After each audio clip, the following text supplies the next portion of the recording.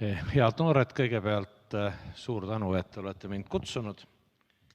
Mul on rõõm tulla noorte tundi. Olen küll vanaisa, aga mul on hästi meeles see, kui ma olin oma kodukoguduses noortejuht ja see sündis siis aastatel 1979 kuni 1986, kusjuures ma kahtlustan, et teid polnud siis olemaski.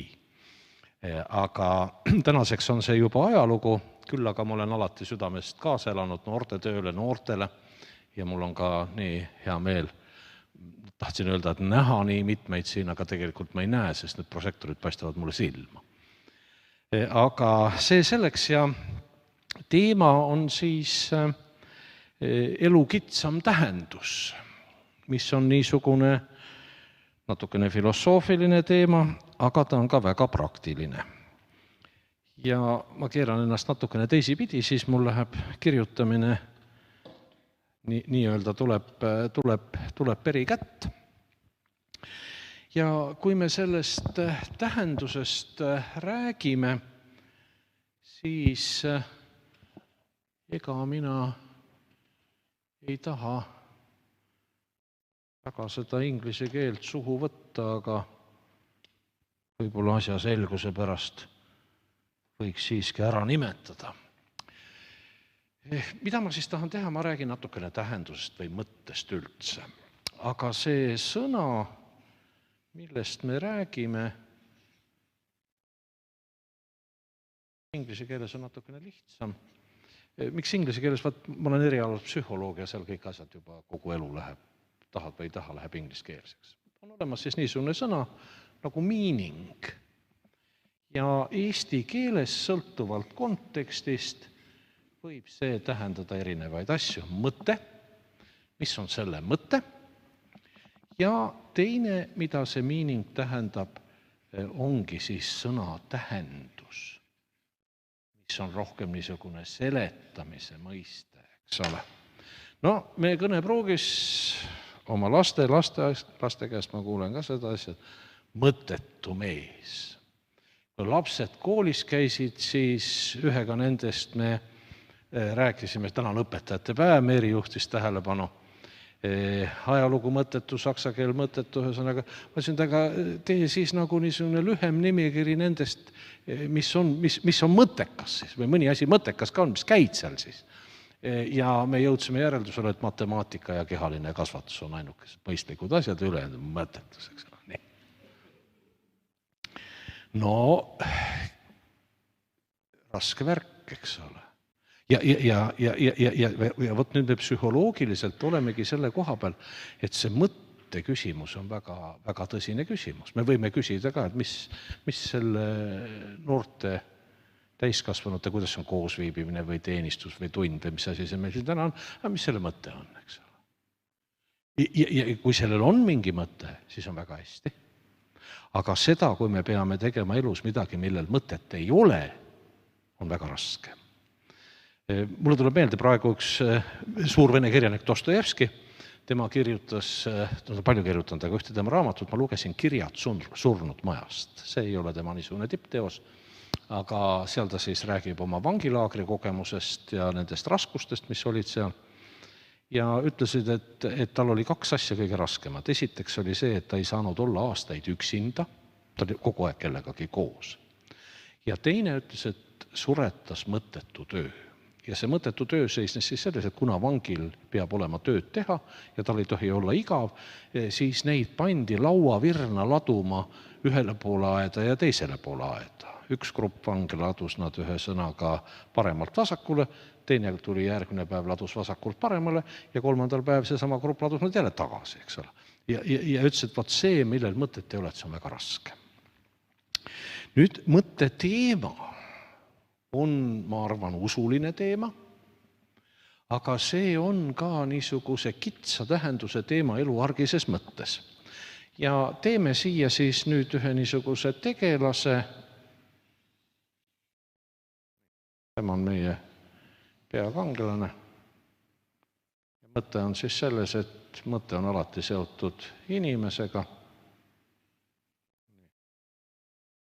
Anna, siin ma näen siin ees, ütle, mis meeleolus see meie inimene on, see peakangelane, mis meeleolus ta on.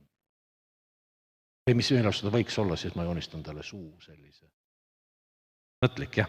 Teeme siis niisuguse kriipsu, õige pisut naeratusemoodi, eks. Aga ta on niisugune mõtlik, eks. Peaaegu saab aru, aga päris aru ei saa. Ja nüüd, kui me küsime, mida see mõte tähendab, paneme siis talle selle ringi ümber, rohelise ringi ja paneme siia ringi sisse M-tähe. Nii. Mida see nüüd tähendab? See tähendab seda, et mõte on seotud inimesega. Inimene kas leiab mõtte või ei leia mõtte, eks ole. Kuigi on olemas ka, see läheb nüüd natuke võib-olla kõrvale, on olemas üks väga nimekas selline psühhoteraapia suund, mis tegelebki sellega, et inimese põhivajadus on leida mõte. Viktor Frankl, üks Austria psühhiaater, on selle looja ja tema ütleb, et mõte on objektiivselt olemas. Mõte on väljaspool meid, me peame seda leidma. See on midagi niisugust mõtteviisi, mis ütleb, et ilu on olemas. Meie asi on märgata ilu. Headus on olemas, me peame selle leidma. Ja võt see mõtteviis ütleb ka, et mõte on olemas. Aga kitsamas tähenduses, inimesel on siis see mõte. Ja nüüd, mida see mõte puudutab? Ja tuleb välja, et psühholoogiliselt või minu pärast ka praktiliselt see puudutab väga erinevaid asju. Ja hakkame siit siis kaugemalt peale, kõige üldisemal või laiemal tasandil. Teeme siis siia lõpmatuse märgi ja paneme J-tähe. Kuidas sa hing Jumalat ühesõnaga kujutad. Aga see on nüüd see mõte, mis on seotud igaviku Jumalaga, elu mõttega, kõiksusega. Need on need eksistentsiaalsed väärtused, kristlaste jaoks. Me tahame õndsaks saada. Kunagi Aavo Rosenvald, meie koguduse lugupeetud diakon, oli küsinud ühelt vanalt vennalt, kes oli hästi nimekas omal ajal, kui mina noor olin, Arpad Arder. Tema on siis Heli-Maria Arderi, kes praegu on laulja, keda teie veel teate, eks ole, tema vanaisa. Oli küsinud, et mis on elu mõte? Ja Arpad Arder oli öelnud, elu mõte on vähendada kannatust. Aga see kannatuse vähendamine, ligimese teenimine oli tema jaoks siis niisugune, kuidas öelda, oluline väärtus. Need on kõik usulised väärtused. Nüüd kindlasti on meie mõte seotud millegagi, mida me nimetame füüsiliseks keskkonnaks. Olgu see siis kas loodus või mingi muu, eks ole. Ja praegu, kui me vaatame ka seda, millega tegeleb teoloogia või usuteadus või ka religiooniteadus, siis tänapäeval on seal looduskaitsel, loodushoiul, säästlikul kasutamisel, Jumala loodusse hoidvalt suhtumisel on väga oluline koht. Me anname mingisuguse mõtte sellele, eks ole, hoiame Eesti puhast loodust. Mina näiteks olen kirglik kalamees ja mul olid siin kas 2 või 3 aastat tagasi olid Saksa külalised. Ka niisugune terapeutide perekond ja ma viisin nad paadiga sõitma Emajõe Suursoosse, Tartust allapoole, ja seal väga suurel alal maju praktiliselt ei ole, loodus on puutumatu ja nemad pidid rabanduse saama. Sõidad ja kedagi ei ole. Kõik on puhas, kõik on puutumatu. Käisime Kalli järves ujumas, Soojärves, eks ole. See oli nende jaoks nagu müstika, eks ole. Ja see, mida see tähendab, nende sõnum oli hoidke, mis teil on. Ärge laske inimesi siia tulla. Ma ütlesin, et te olete külalised, teid ma tõin siia, aga te olete varsti koju tagasi, te olete ohutud. No nii, see on füüsiline keskkond. Nüüd väga palju meie elus on aga seotud teiste inimestega. Ja vot see on nüüd see sotsiaalne keskkond. mõte on töökohal, mis mõte on kolleegidel, me peame kuidagi seda seletama ja ütlema näiteks, inimesed, mul tuleb nüüd teisipäeval, lähen Sauele Väärikate ülikooli kõnet pidama, seal on siis need inimesed, kes on pensionile läinud. Ja Tartu Ülikoolil ja teistel ülikoolidel on nüüd juba võib-olla suurusjärk 10 aastat niisugune komme moodustada Väärikate ülikool, siis kutsuda kokku endised üliõpilased, kes töötavad, pensionile läinud arstid, õpetajad, seal on väga pidulik seltskond, kuni 200 inimest käib koos erinevates kohtades. Ja ma räägin üksilduse teemal, palutud üksildusest rääkida. Ja nüüd me ütleme, et teise inimese mõte on see, et me ei oleks üksinda, et meil oleks sõbrad, lähedased, see on täiesti niisugune omaette teema. Ja samuti see mõte on seotud nüüd sellega, kes me ise oleme. Mis mees ma siis olen? Või mis on minu elu või tegemise mõte, eks ole? Ja see on tegelikult üks tõsisemaid küsimusi. Mina käisin koolis nõukogude ajal ja me suhtlesime väga paljude kolleegidega Nõukogude Liidus, ka Venemaalt, ja ma mäletan, Moskvas tehti siis üks niisugune asutus, mida minu teada mujal ei olnud, ja selle nimi oli siis suitsiidikeskus. Ja seal töötasid arstid erinevatel tasemetel, kui inimene oli käe oma elu külge pannud, väjatas velustamist, mürgitusarstid, need toksikoloogid, kirurgid, kõik, ja olid ka psühholoogid, kes siis töötasid usaldustelefonil. Ühesõnaga, et inimesed, kes ei jaksanud enam elada, nendele pakuti või oldi valmis aitama neid igas tähenduses. Ja need kolleegid, siis psühholoogid, kes töötasid, nemad olid siis selle usaldustelefoni peal või kriisitelefoni peal ja ütlesid, et helistatakse öösel kella 1-5 on siis kõige niisugused kriitilisemad kõned ja nende kriitiliste kõnede põhisisu on 2. Ma olen üksinda, mul ei ole kedagi ja minu elul ei ole mõtet. Et need olid 2 nagu põhilist motiivi, miks inimesed ei jaksanud. Mis tähendab seda, et mõtte küsimus, see, kes ma olen inimeste seas, ühiskonnas, elus üldse, või kes ma olen Jumala maailmas, ta viimsena on tegelikult niisugune eksistentsiaalne küsimus. Nüüd, kui me võtame selle mõtte, mis võib puudutada meid ennast, ligimisi keskkonda või Jumalat, siis on seda asja uuritud ja leitud, et see, mida me nimetame mõtteks või tähenduseks, koosneb teatud komponentidest, mingitest osadest, eks ole. Ja väga abstraktsel tasemel ma panen nad lihtsalt siia, meie pilt läheb muidu väga kirjuks ja panen nende mõistete algustähed, eks ole. On see jälgitav siit, eks ole. Teie, kes te olete pimedas, kas te näete valgesse, eks ole. Esimene on see, et mõte koosneb teatud uskumustest või väidetest. Ma toon ühe näite minu kodukoguduses, Tartu Kolgata kogudus siin, kus me oleme, mille liikmed oleme.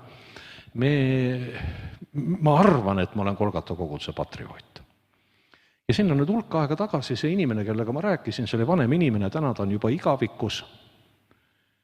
Ja meil olid koguduses niisugused mõnevõrra rasked ajad, olid sellised konflikte, pingeid ka inimeste vahel. Ja ma räägin selle vanema inimesega ja ta ütleb, et aga Tõnu, ükskõik mis kogudus on ikkagi parim organisatsioon maailmas, sest ta on Kristuse ihu. Ja sa saad aru, et usklik inimene vaatab nagu nendest pingetest, ka isikute erinevustest üle ja tema mõte või tähendus on see, et see on Kristuse ihu, see on suurem, eks ole. Et see on teatud uskumus või teatud väide, eks ole. See lastega või abielus, eks ole, meil võib olla eriarvamusi. Täna ma rääkisin ühte vanematega, ainuke laps peres ja poiss on olnud usuliselt hästi pühendunud, väga andekas ja kuidagi elutee on teda viinud nüüd eemale, eks ole, ta tegeleb teiste asjadega, teeb seda muide väga edukalt. Ja vanemad küsivad, aga mis elu see on või millal ta võiks tulla Jumala juurde tagasi, eks ole. Nende jaoks see mõte, et meie ainuke poeg võiks olla Jumala oma, see on niisugune väga oluline mõte või tähendus. See on siis uskumus. Nüüd teiseks on olemas selle uskumuse juures teatud eesmärgid. Ühesõnaga, et kui mina tahan õndsaks saada või keegi ütleb, et hariduse mõte on see, et jõuda elus edasi, siis see mõte loob meile mingisugused eesmärgid. Me püüame millegi poole, eks ole. See, kes põeb mõttetust, tema ei liigu millegagi kellegi poole. Aga see, kellel on mõte, saada hea haridus, hoida lähisuhteid oma elus, kasvatada oma lapsi või pühenduda, mis see siis iganes kellelgi on, eks ole. See tähendab mingisugust eesmärki. Ja mis on mõtte puhul veel väga oluline, on see, et me ei oska seda alati täpselt öelda, aga vaata, mõte on seotud tundega, mingi emotsiooniga. Me saame muide sellest aru, öeldakse, et nagu tühi tunne on või kehva tunne on, vaat kui mõtet ei ole, teed mingisugust jama, eks ole. Sa võid seda seletada, sul võivad uskulused, eesmärk ei ole, aga see tunne, eks ole, tühjuse tunne, emotsioon on väga tähtis. Ja öeldakse, et inimesed, me oleme ratsionaalsed oledid ja kõik õige, aga mida rohkem niisugust asi edasi läheb, seda enam minule tundub, et ikka emotsioon on see, mis otsustab lõpuks asja. Ütleme, kui sa kaupa ostad, eks ole, sulle tehakse selgeks, et need on parimad võimalikud kingad, eks ole. Ja ka kui mulle need kingad ei meeldi, võivad on mingi tunne on valesti, eks ole. Praegu me oleme siin koguduses Lehoga lõbustanud ennast üürnike otsimise ja üürnikest vabanemise ja muud asjad. Ja siis üks vend, kes on ka üürimisega tegelenud, ütles, et Tõnu, et see on tunde küsimus. Sa pead inimesega kokku saama ja sul peab olema niisugune tunne, et ta on õige inimene, sa võid teda võtta. Ja kui sul seda tunnet ei ole, siis parem ära võtta. Ja ma usun, et me oleme elus olnud nende kohtade peal, kus ühtepidi on ühtepidi, aga kui sul tunne on kas siis positiivne või negatiivne, see otsustab lõpuks siis asja. Nüüd, mida see kõik tähendab? See tähendab seda, et mõtte leidmine või tähenduse leidmine, see on inimese üks põhivajadusi. Sellel noorteteenistusel peab olema mingisugune mõte. Me läheme homme kooli või tööle ja seal peab olema mingi mõte. Ja kui mõtet ei ole, siis on raske või pahasti. Ja nüüd tuleb välja, et on olemas, kui me nüüd negatiivse poole pealt räägime, on olemas siis niisugune asi, mida eriala keeles nimetatakse eksistentsiaalseks vaakumiks või niisuguseks olemuslikuks vaakumiks. Ja see tähendab ennekõike seda, et meil niisugused elu suur mõte kaob ära. Ja kui seda ei ole, seda nimetatakse siis olemuslikuks vaakumiks. On ka nii, et kes on leidnud üldisema mõtte saada õndsaks, olla Kristuse järgija, olla haritud inimene või midagi muud, siis neid üksikuid konkreetseid valikuid on lihtsam teha. Ja kui me räägime siis elu mõttest kitsamas tähenduses, suhetes, ühiskonnas, iseendas, siis see kitsam tähendus saab rajaneda üldisemale tähendusele. Nii nagu juhtimises öeldakse, et kui on põhiasjad paigas, sellised strateegilised eesmärgid või kontseptsioonid, et siis meil on nagu lihtsam juhtida, ka konkreetseid otsuseid langetada, mis ma tõesti usun, et see nii on. Nüüd see eksistentsiaalne vaakum tekitab aga siis sellise olukorra, kui mõtet ei ole. Ja nüüd seesama Viktor Frankl, kellele ma viitasin, tema ütleb, et kui see suur mõte või suur tähendus kaob, inimesel ei ole mõtet, siis tekivad kaks negatiivset käitumisviisi või suhtumisviisi. Ja Frankl ütleb, et need on lõbu, möllamine, lustimine, mis tahes, eks ole, sa lihtsalt, mõtet ei ole, lihtsalt oled, lõbutsed, ja teine, mida ta ütleb, on võim. Ütleme, see, kellel on suur mõte, suudab ühest või teisest hoiduda või ta elab millegi nimel, aga need on need, mis täidavad eksistentsiaalse vaakumi. Lõbu ja võim või võimujanu või võimumängud. Nüüd see eksistentsiaalne vaakum võib võtta väga erinevaid vorme, kus inimene kaotab mõtte, kus ta tegelikult on sügavas sisepinges, sellepärast et ta ei tea, kes ta on ja kuhu ta läheb. Ja praegu mina töötan nõustaja kaplani ametikohal Tartu Ülikoolis, minu asi on siis nõustada Tartu Ülikooli töötajaid küsimustes, mis tuleb. Ja need on üsna rasked olukorrad, kus ka väga kuulsaid ja nimekaid inimesi, väga tublisid, väga tarku, väga meeldivaid inimesi võib tabada see hetk, kui nad kaotavad orientatsiooni ja küsib, et aga mis selle kõige mõte on. Ma olen eluaeg töötanud, aga kuhu see mind on välja viinud? Mis jälg sellest jääb, eks ole? Ja me võime seda küsida, mis tahes, eks ole, hiljuti ma suhtlesin ühe inimesega, kellel oli pandud ravimatu diagnoos ja tema küsimus oli, et aga Tõnu, et nüüd ma hakkan küsima, et mis siis see minu elu mõte on, eks ole. Et tõenäoliselt ma varsti lähen, aga mis ma tegema pean või kes ma olen, eks ole. Ja selleni välja jõudmine on niisugune ühine teekond, siin ei ole valmis vastuseid, eks ole, vaid inimene ise peab selleni kuidagi jõudma. Nii et on olemas ka niisugune negatiivne suund. Aga kui me nüüd tuleme selle ka elu kitsama tähenduse juurde ja küsime, mida see siis tähendab, kui me leiame mõtte lähisuhetes iseendas, ka selles, mitte siis niivõrd ka Jumalaga seoses, vaid eeldus on selles, et kui Jumalaga asjad paigas, on ka siin lihtsam, aga kui me leiame selle elu argise tähenduse. Ja keskeas ma olen selle üle ka palju mõelnud ja ma loen siinkohal piiblist ühe tsitaadi.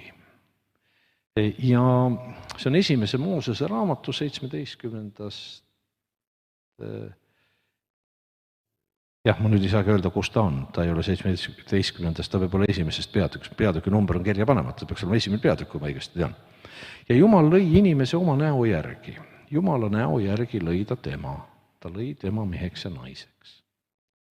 Ja Jumal õnnistas neid ja Jumal ütles neile, olge viljakad ja teid saagu palju.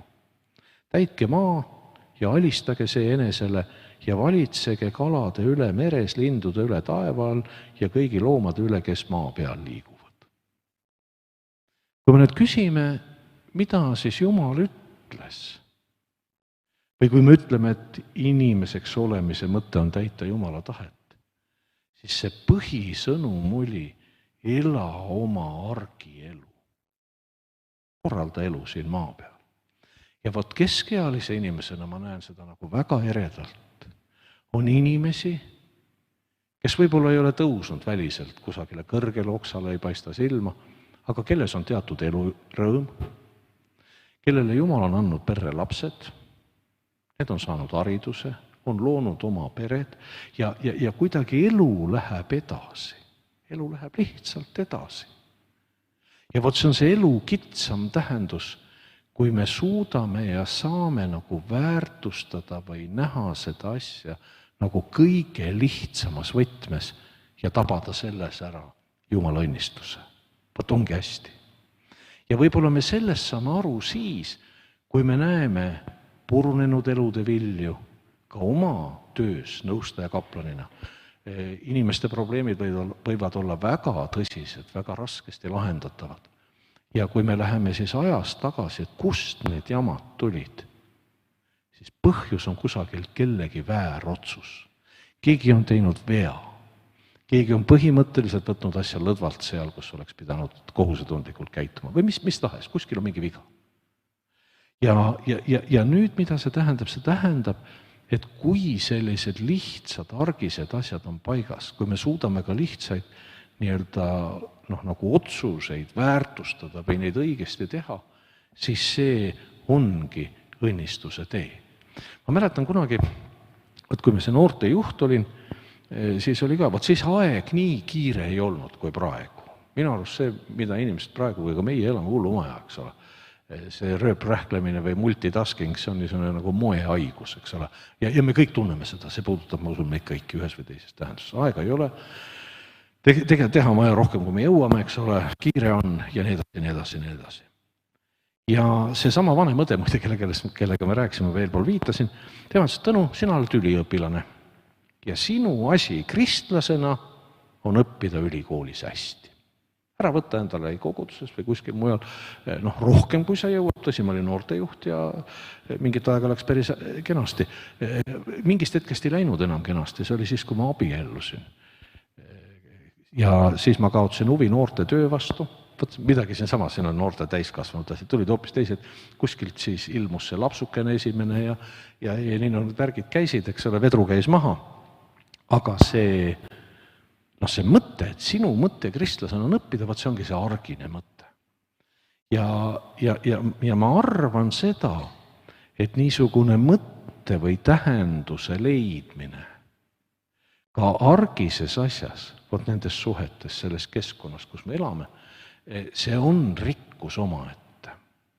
Ja need inimesed, kes ei suuda seda märgata, või ka olla tänulikud selle eest, mis on igapäevases, 2 kätt otsas või et me saame täna tulla siia või meil on rahu või meil on süüa, eks ole, niisugused lihtsad asjad, siis me oleme vaesed inimesed. Kas see on ilusam või parem? Mõlemat. Väga hea. Ja nüüd küsime, mida siis see elu kitsama tähenduse leidmine annab. Ja see võib astuda väga niisuguses argises olukorras meie juurde. Ma arvan, et ma olen seda näidet võib-olla ka kasutanud, aga meil on 3 poega peres ja noorem poeg Arno, temaga me tegime, kui ta veel nii-öelda gümnaasiumis õppis, tegime siis koos saksa keele harjutusi. Minule see ei meeldinud. Poiss oskas, ma ei tea, 3 sõna, Bundesland, danke schön ja veel oli mingid sõnad. Mina küsisin, et kas sa oled kõige tumedam seal klassis. Tema ütles, et ei ole, 2 tükki pidi veel jungimad olema. Nad pidid siis, ma ei tea, vastavalt 1 või 2 sõna teadma, kui tema teadis 3. Muidugi ma pean ütlema ka, et need keskkooli saksa keele tükid olid hästi rasked, nad olid keeleliselt rasked ja ka sisuliselt näiteks Dresdeni pommitamisest või Leipzigi raamatumessist või mida ütleb teismelisele poisile need teemad, eks ole. Veel kerge, tegime harjutusi, iva ma ei viitsinud. Ja siis oli nii, et me sõpradega tahtsime välja minna, mina ei saa, kolmapäevane päev oli, täpselt sama aeg enam-vähem nagu nüüd. Ja poisil neljapäeviti oli saksa keele tund, sest ma pean koju minema saksa keele harjutusi hakkama tegema, et iva ma ei viitsi ja pean minema, kirusin seda asja. Ja siis üks sõber ütles mulle, et Tõnu, et sa mõtled valesti. See küsimus ei ole grammatikas, vaid see olukord, selle tähendus, see meaning on see, et sina saad saksa keele harjutusi tehes olla oma lapsele isaks. Ma olin sellises ametis, ma reisisin palju, ma olin suhteliselt vähe kodus ja ütles, et aga laps mäletab viimse päevani seda, kuidas vanamees aitas tal saksa keelt teha. Ja siis korraga, kui ma nagu selle tähenduse või mõtte tabasin, et see ei olegi verbide pööramine, vaid see on isaks olemine, kuidagi kergeks läks. Poiss istus siis kõrval, vaatas, kuidas isa töötab, eks ole, vähemalt nii palju, et võib-olla jääb külge.